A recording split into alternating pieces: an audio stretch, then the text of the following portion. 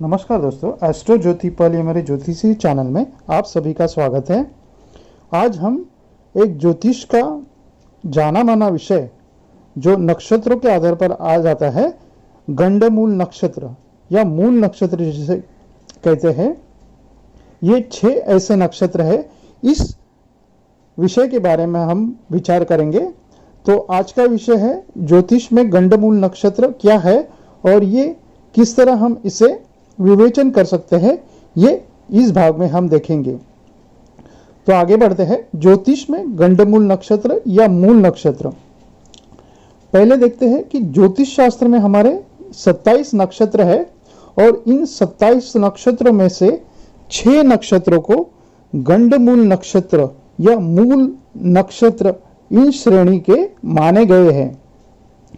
चंद्रमंडल जो है उसके 1 लाख योजन ऊपर यह नक्षत्र मंडल है। यह योजन ये पुराण काल के एक एकक है जो इनके दूरियों के मापने का प्रमाण है।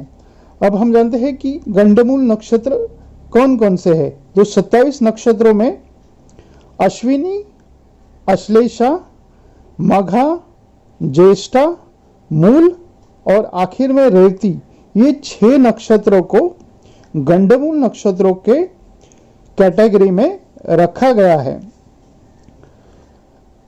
जातो न जीवति नरो मातुरपथ्यो भवेत्सु कूलहंथा, ये संस्कृत श्लोक के बारे में मैंने बताया।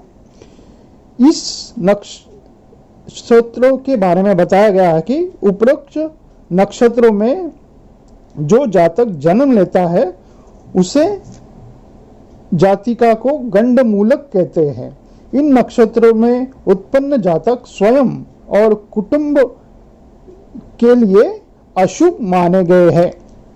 यह ज्योतिष शास्त्र का मानना है। लेकिन पहले यह जानना आवश्यक है कि गंडमूल मतलब क्या है। मतलब गंड और मूल, इसका डेफिनेशन हम ढूंढते हैं। तो अब जानते हैं गंड क्या है। तो ज्योतिष शास्त्र में जहां एक राशि और नक्षत्र समाप्त हो रहे हैं उस भाग को या उस पार्ट को गंड कहते हैं। और मूल जिसे कहते हैं जहां दूसरी राशि से नक्षत्र आरंभ हो रहा है। मतलब एक राशि से दूसरी राशि से जब नक्षत्र आरंभ होता है तो उसे मूल कहते हैं। तो इन 2 नामों से गंड और मूल यह आ गया है।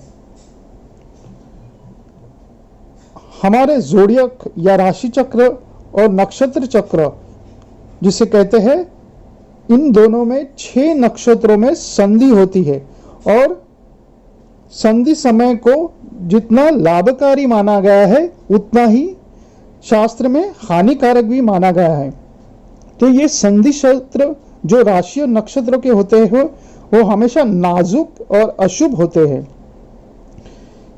इसी प्रकार गंडमूल नक्षत्र की संधि क्षेत्र में भी अगर आपका जन्म हुआ है तो वह काल दुष्परिणाम देने वाला होता है, ऐसा माना गया है। और यह राशि चक्र में 3 बार यह स्थिति आती है।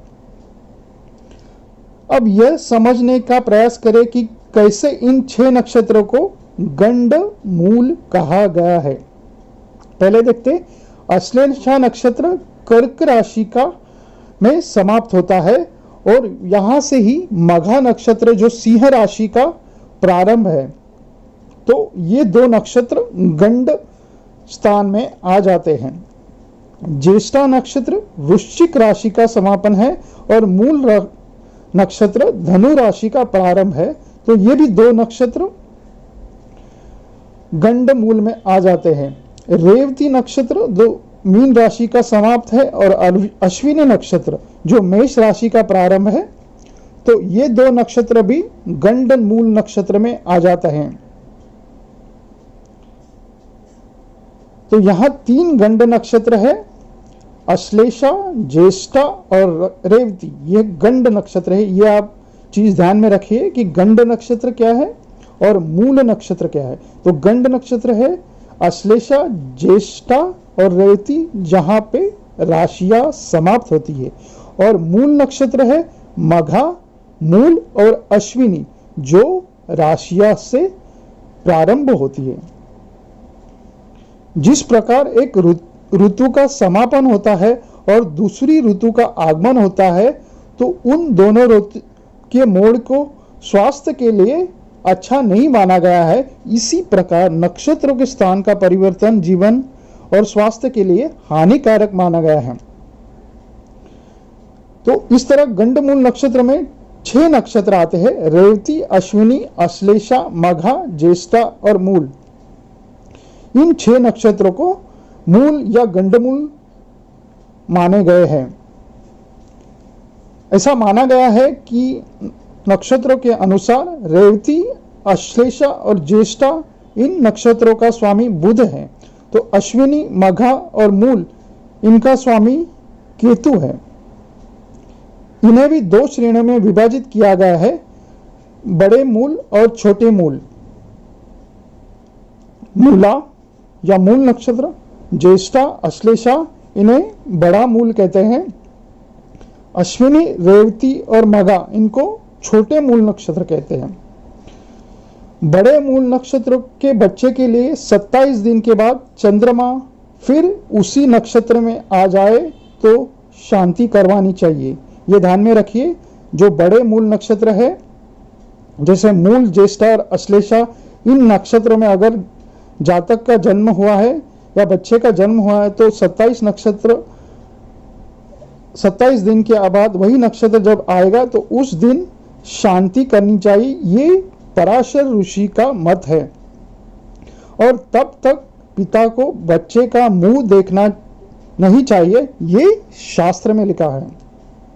जबकि छोटे मूल यानी अश्विनी, रेवती और मघा, इन बच्चे के जन्मों पर मूल शांति उसी नक्षत्र स्वामी के दूसरे नक्षत्र में आ जाने पर कराई जाती है, अर्थात 10वें या 19वें दिन में उस नक्षत्र के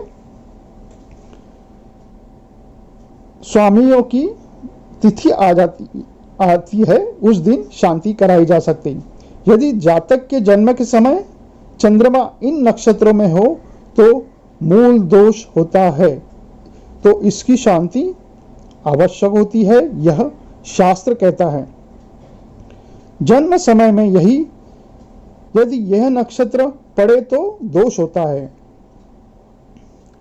दोष मानने का कारण यही है कि नक्षत्र चक्र और राशि चक्र इन संधियों पे इनका वास होता है और ये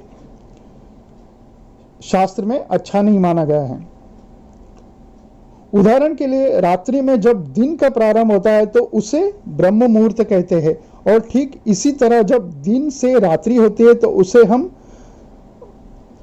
बेला या गोधूली कहते हैं। इन समयों को भगवान का ध्यान करने के लिए कहा गया है शास्त्र में, जिसका सीधा सा अर्थ है इन समय पर सावधानी अपेक्षित होती है।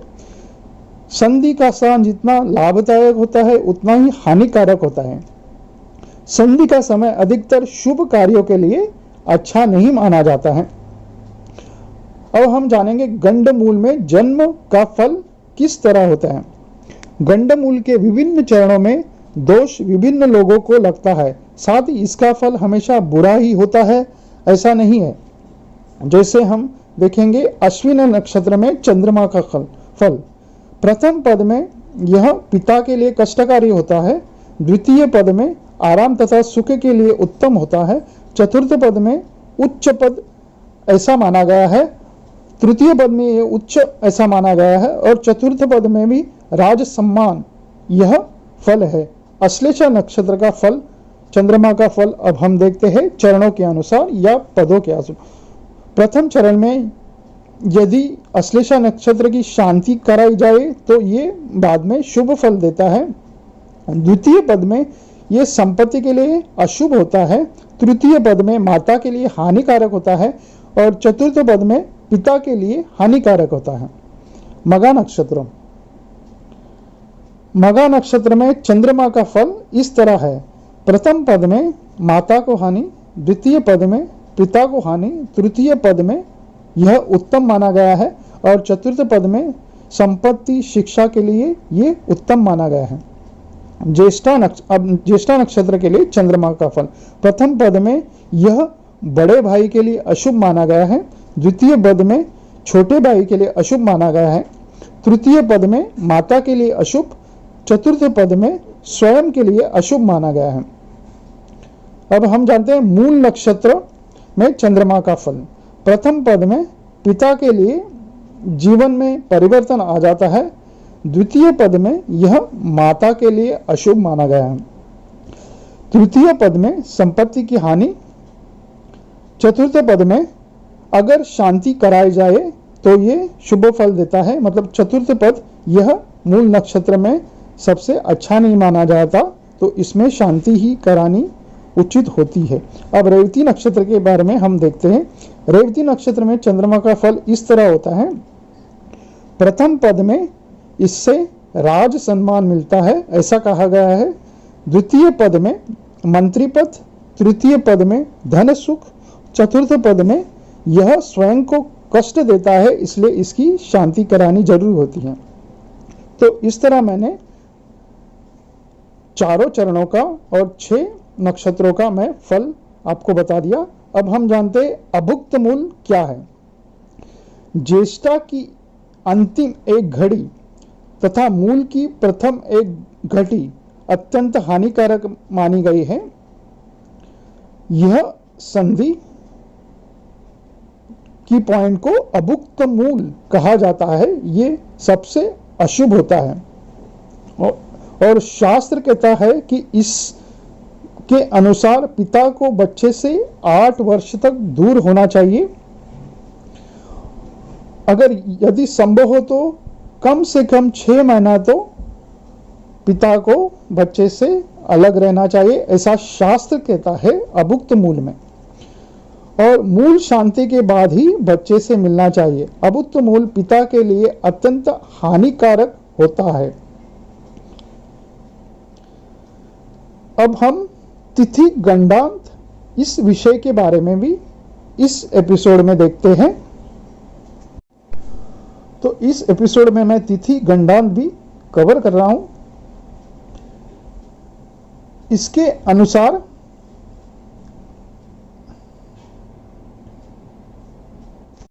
मुझे लगता है ये एपिसोड फिर ज़्यादा हो जाएगा, तो तिथि और लग्न गंडांत इस विषय के बारे में हम अगले एपिसोड में बात करेंगे। धन्यवाद।